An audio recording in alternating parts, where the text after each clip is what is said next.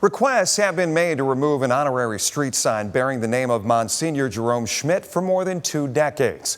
And this morning, that fight came to an end and the sign was taken down.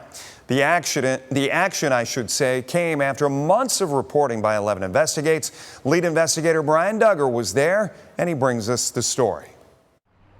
For years, it stood outside Fifth Third Field, an honorary street sign recognizing Msgr Jerome Schmit. This morning, city crews took it down, 24 years after it's dedicated on the anniversary of Sister Margaret Ann Paul's murder.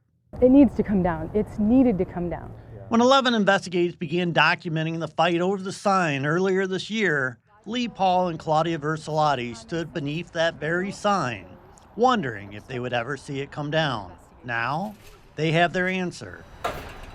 7,369 days from the day of the conviction to the day of the vote, when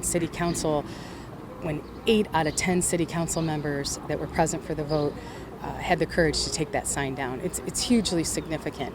Find the defendant guilty of murder. The effort began long before Father Gerald Robinson was convicted in 2006 of murdering Sister Margaret Ann back in 1980.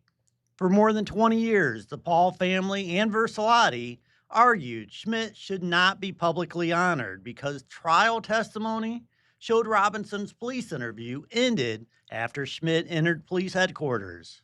Now, 11 Investigates reviewed thousands of pages of records, including signed waivers showing Robinson agreed to speak without an attorney, letters showing communications between diocesan officials and police, a retired detective's account of a $10,000 payment for Robinson's legal representation. They became the foundation of the family's effort to remove the sign, a fight City Council rewarded last week. I give all the credit in the world to the City of Toledo, particularly the City Council, for taking the time to look at the documents, all the truth, for looking at the truth and making an informed decision. And I just wish this could have been resolved a long time ago if the Diocese of Toledo would have done the same thing. Paul hoped to keep the sign as a memory of his battle, but more importantly, as a tribute to his aunt.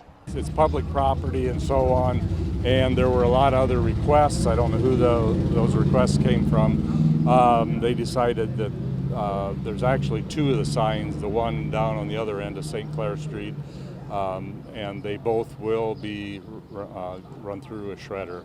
The Diocese of Toledo opposed removing the sign, maintaining Msgr Schmit never acted improperly and remained worthy of the honor. But Toledo City Council ultimately voted to remove it. For Versalati, the decision extends beyond just one street sign.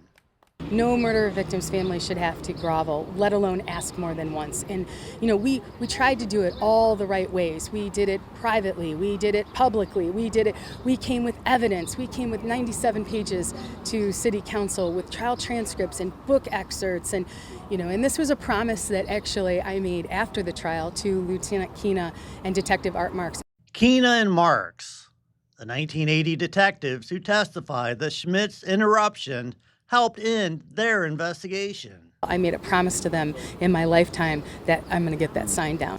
A 20-year fight, over in a matter of seconds. Reporting in downtown Toledo, this is Brian Duggar for 11 Investigates.